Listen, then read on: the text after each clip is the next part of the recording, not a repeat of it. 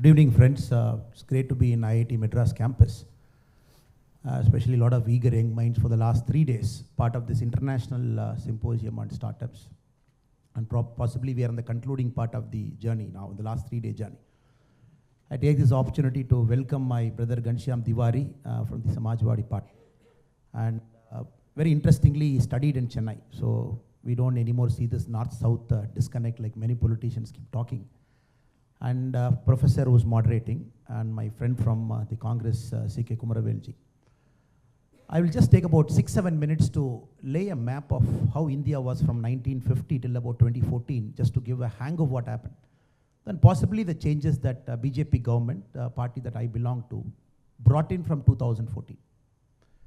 1951, we had an act called the Regulatory Act of 1951. The same act was repeated in 1956 called the Regulatory Act of 1956. If you go on Google and try and find this age-old time, what is this Regulatory Act? The government told you where you can start a business, where you can locate a business, how much quantity you can produce, where you can sell, what is the distribution network. The government controlled the means of production by a state policy, which we had a Regulatory Act at different era. Then the license Raj came in. For about 50-60 years, we all suffered the license Raj. And if you look at the act that was existent in license Raj, we had acts like Nationalization of Major Bank 1969, Restrictive Trade Act 1969, Foreign Exchange Regulation Act 1973. So the government at that points of time were thinking more on the regulation part, restrictive part. So the government probably felt probably overreached by saying, I know what you know, and please listen to me and walk in the road that I am putting for you. And when Modi ji came 2014, when we promised a new era, a new India, when we promised in our manifesto, when we took power, one time, then second time, possibly a third time in 2024, now look at the changes, the transition that has happened. From a regulated country, we have become a country of facilitator. The government right now, the language that it thinks is facilitation, facilitation, facilitation. Unicorn, the startups with about $1 billion valuation and more, you can count with about 3, 4, 5, 6 numbers, where in 2014. Right now we are at 107. The third largest country in the world with number of unicorns. US is at 645, 6 times more than India. China is at 322, 3 times more than India. India is at 107.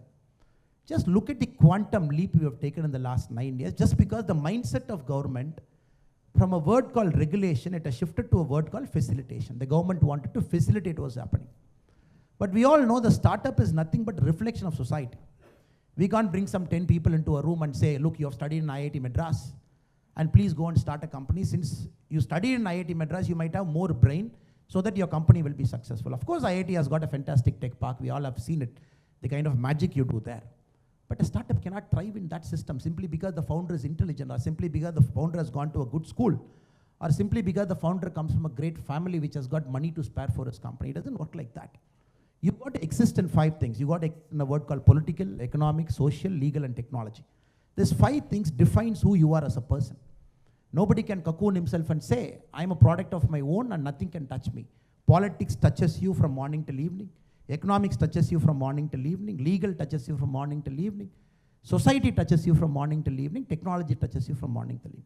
If everything goes right, politics is not right, the startup ecosystem cannot thrive. And for it to get right, you got to fix a lot of things. You got to fix the school system. You got to fix the college system. You got to fix right up to the patent system. You got to bring this innovation into young minds right at a school level where the basics of a science is taught. Or when they went into an engineering college, you have to teach them that there is more to life than a job. So a lot of fixing has to happen. That is what I think our party, our government has tried to do in the last 9 years. Not only from a facilitator mode, but also get into the mode of fixing up the whole system. As we speak now, India is entering into an era of the new education policy. You tell me which country in the world the new education policy stipulates in a CBSE board, coding should be taught from class 6 to 8. In India, it's compulsory in CBSE schools from this year, May 2023. Coding should be taught from class 6 to 8. Data sciences should be taught from class 8 to 12. Artificial intelligence should be an optional subject from class 8 to 12. Just imagine. We talk about the learning systems of Koreans, the learning systems of Chinese, the learning systems of Singaporeans, where they continuously score very high marks in the world learning outcomes. Now the new education policy is bringing in a change where we don't want just subjects where rote learning is encouraged or we get some marks which will help us to create some entrance. We are bringing this, the Atal incubation centers. Schools have got platforms. Government of India is facilitating where we want young minds to think. If I ask you a simple question, how many Atal incubation centers do we have? I'll give you the answer. It is 10,050. 10,050 Atal incubation centers are in India right now. 76 lakh students are part of the Atal incubation lab. If you go to the Atal incubation lab website, if you go today, just try and see the 200 best schools. The Government of India awards the 200 best schools every month, which utilizes the Atal incubation lab properly. Last month, Tamil Nadu had 5 schools. Schools in Perambalur, schools in Tiruvarur, schools in Karur, where I was born. Small cities. Meaning the Atal incubation lab has got some technology product. It is being ranked in the top 200. You go to West Bengal state, you can rank all the 200. You see all government schools, Jilla Parishad schools, where the guy is getting encouraged, the girl is getting encouraged, hands-on experience on coding, hands-on experience on learning. If he's interested, more experience on artificial intelligence. In fact, the Government of India is partnering with Microsoft from class 6 to class 8 in the CBSE platform to bring coding here. Then we have fixed up the higher education, no more regulation now, which will, a group of people from Delhi will come and inspect, more like a punishment mechanism. I will say a curtain is not right, toilet is not right, I will not give you a ranking. Now the all India based complete composite ranking. We want to encourage 1 point of the 4-star, 5-star, whatever ranking we are getting. The main ingredient is innovation and technology. That has got the highest marks now. So India is becoming a patent producing nation.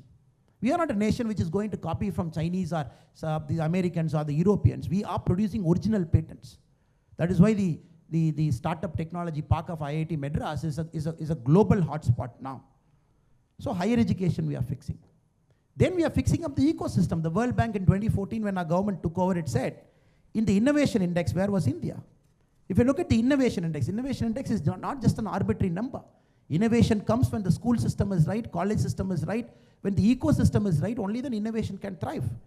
If you look at the innovation where we were, the innovation index, we were somewhere around 81, the global innovation index in 2015.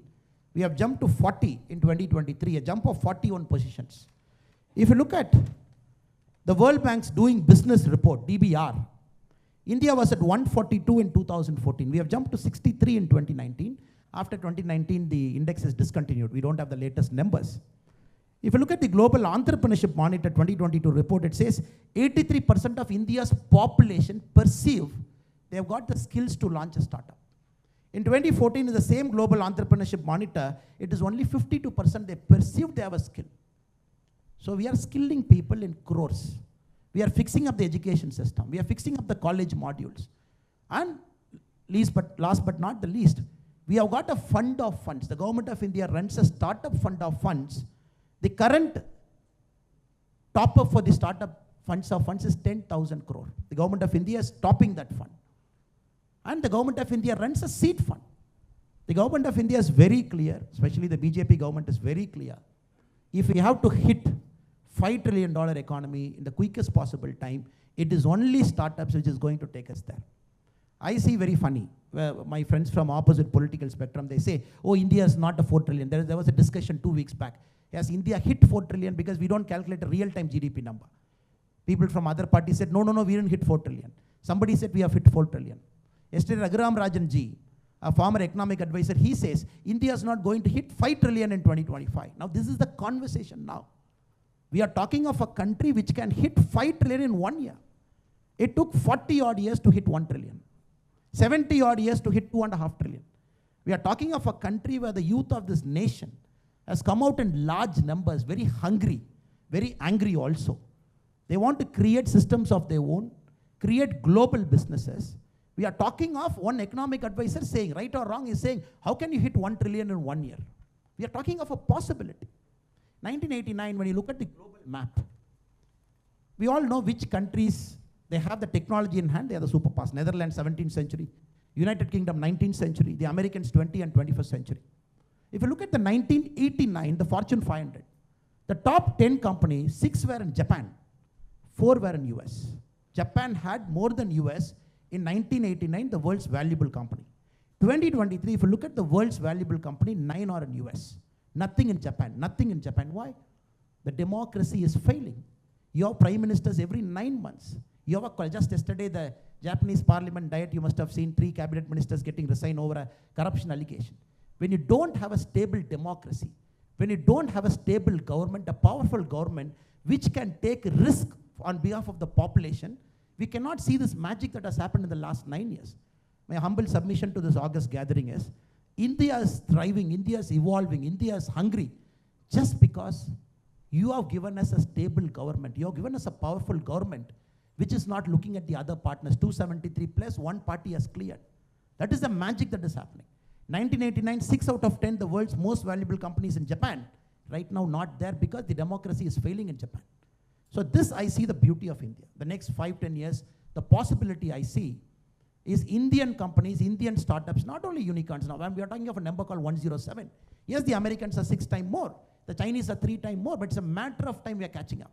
Because the kind of research outputs, the patents we are producing in our country, the kind of academic freedom this country is getting, I think it's a matter of time before you are going to catch up with Chinese, the original patents. Maybe about 15-20 years, we will overtake US as a country with a technology powerhouse. Again, if you look at Americans, the lesson to be learned for political parties like us and other political parties also. Americans had the grasp of technology of the last 40 years. Digitization they had, the Internet of Things they had, evolvement of Internet happened in America. So they had the grasp. Very minutely if you look, possibly the Americans are having a grasp of technology the next 40 years also, which we say the artificial intelligence and the bioengineering, again the Americans are having a grasp. If you look at 2023, the venture capitalist money that went into US for artificial intelligence alone is $26 billion. 8 times lesser is Chinese, 12 times lesser is India. We are looking at a country in 2023, $26 billion just got poured into this country in 1 year for artificial intelligence. We are 12 times below.